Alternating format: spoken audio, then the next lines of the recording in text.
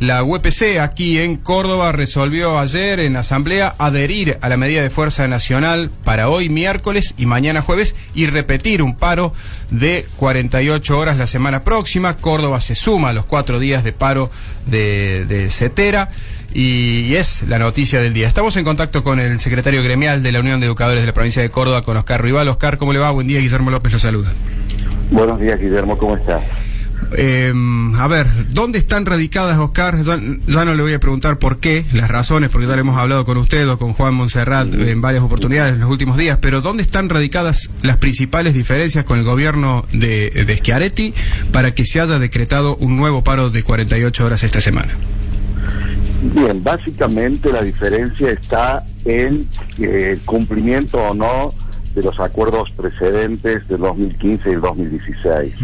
Ustedes recordarán que el día jueves nosotros habíamos tenido una reunión, el jueves de la semana pasada, y como fruto de ella, en la cual las autoridades de la provincia habían solicitado un cuarto intermedio, en el cual, digamos, a posterior del cual nos presentarían una propuesta donde estaría destinado a la masa salarial cumpliendo el acuerdo del 2015 y una propuesta de mecanismo de actualización automática del salario frente a la inflación.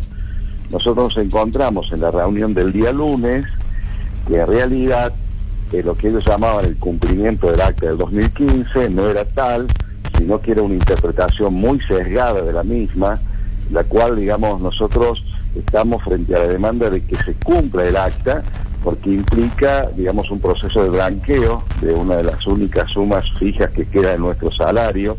El acta del 2015, Oscar, es lo que ustedes llaman el escalafonamiento, lo que se había comprometido de la SOTA por ese tema y que impactaba en los jubilados. ¿Es eso lo que está...?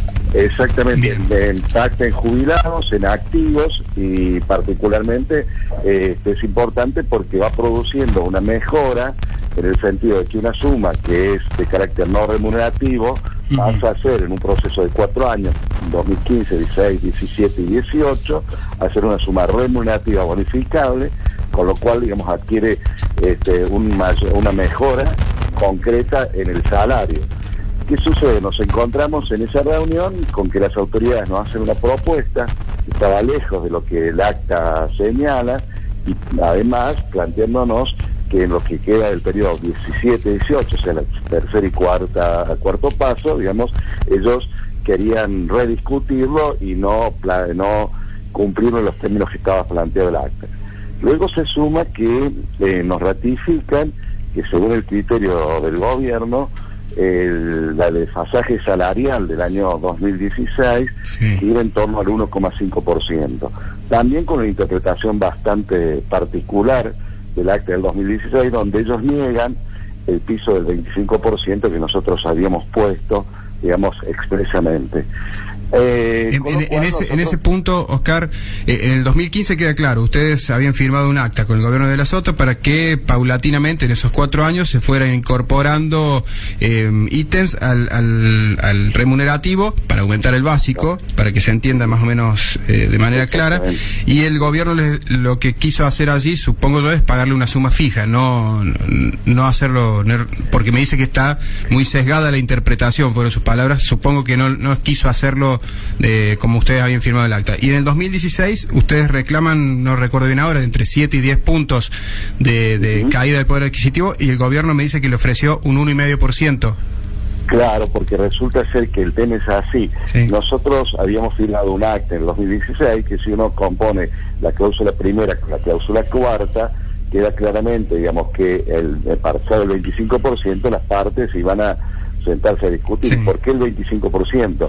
Porque el 25% era el incremento propio de la provincia, porque el resto del incremento se construyó con los aportes que conseguimos en la paritaria nacional docente, tomando como referencia incluso el piso más bajo de inflación, que es el Instituto Provincial de Estadísticas y Costos, que ellos definen que es el 32,4, ya tienes allí una piso de diferencia del 7,4 puntos. Bueno, nada de esto, digamos, a pesar de tener los textos en las manos y que eso es muy claro, bueno, Pero aparte, digamos, el tema se complica porque nosotros, frente a estas verbalizaciones de los funcionarios, les pedimos que a más tardar el día martes, antes de las 10 de la mañana, que habíamos convocado la asamblea, no la formalizaran por escrito. Y bueno, no lo hicieron, evidentemente con una intención, digamos, de seguir generando un estado de dilación, de sospecha, digamos, de incertidumbre, una falta de responsabilidad. Con lo cual, digamos, la asamblea en forma unánime tomó la determinación de rechazar esta política de incumplimientos, digamos, por parte del gobierno y la falta de propuesta concreta, con lo cual, digamos, se ha determinado llevar adelante la medida, que es una medida que tiene fuerte impronte provincial, pero que también está en el marco de la situación nacional, porque es claro que hay una determinación política, más allá de lo económico, del gobierno nacional y las provincias, entre ellas fundamentalmente Córdoba, de poner como eje, digamos, la baja del salario para combatir la inflación. ¿Usted siente que los han empujado al paro? Sí, ha sido una decisión del gobierno desde el primer día llevar adelante el conflicto. No hay, digamos, una posición sumamente intransigente por parte de las autoridades. A ver, nosotros no podemos ir a una negociación donde ya está todo definido por parte de las autoridades y lo que nosotros tenemos que hacer es tener una quiesencia, un consentimiento y prácticamente, digamos, de cada uno de los temas que hemos planteado, inclusive planteamos por lo menos el gesto para empezar una negociación más razonable de la devolución de los descuentos de día de paro, porque estos se generaron a partir de los incumplimientos del gobierno y ellos, digamos, también lo rechazaron. Entonces, hay una actitud muy poco dialogal por parte de las autoridades y sobre todo nos preocupa mucho esta doble vara, digamos, que hacia adentro en las reuniones, digamos, se mantienen intransigentes, se quejan de la situación económica, que está muy mal, que no tiene recaudación, etcétera, y hacia afuera muestran como si quisieran tener la mejor de las tres posiciones, cosa que en la realidad no es así. Oscar, ¿no son muchos 6 días de paro en marzo, teniendo en cuenta que afecta a un sector de la sociedad, al sector menos pudiente de la sociedad, el sector más castigado por, nos pongamos de acuerdo, si quiere que hay una crisis más o menos, nos vamos a poner de acuerdo que hay crisis económica, o que la situación económica está muy difícil. Ahora, ¿estos paros no afectan más a los que peor lo están pasando con esta situación? Mire, nosotros tuvimos un fuerte debate, incluso nuestra predisposición era y es siempre manejar un mecanismo de diálogo y mantener el conflicto. En principio habíamos planteado con acciones como han venido haciendo, por ejemplo, el jueves y viernes pasado, no solamente el Departamento Capital, sino en muchos departamentos del interior, que han implicado un gran compromiso de los delegados y los docentes a contraturno. Pero sin embargo, la actitud tan intransigente e irresponsable del gobierno, digamos, nos pone en la situación de decir, o nosotros nos subordinamos a esta política de ajuste, o nosotros nos ponemos firmes, porque esto está señalando una situación, digamos, muy difícil, porque vale recordar, y digamos que el gobierno no solamente ha incumplido, ¿hola? Sí, lo estoy escuchando atentamente, sí. No solamente ha incumplido este tema salarial, sino que, por ejemplo, nosotros pusimos también fuertemente sobre la mesa el tema de los jubilados. Sí. Nosotros vale recordar que a partir de la ley 10.333, nosotros tenemos uno de los peores regímenes jubilatorios del país, con uno de los aportes personales más grandes, del 18%.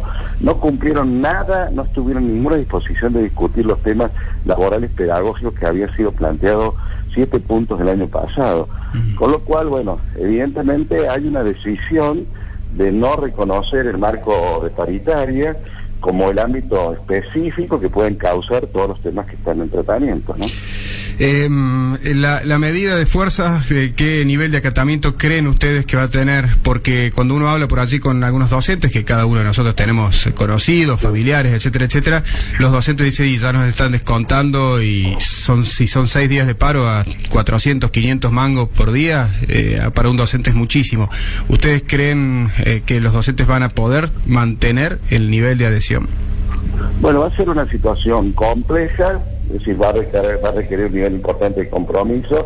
Nosotros esperemos que el gobierno no pretenda, digamos, que esto se resuelva a partir, digamos, de la extorsión y que los docentes bajen los brazos, porque luego esto se ve cotidianamente. A ver, no se le pretenda, digamos, que luego el docente haga todo lo que el gobierno pide que haga, cuando en realidad muchas veces esto excede las propias responsabilidades del cargo y lo maltrate salarial y laboralmente, ¿no?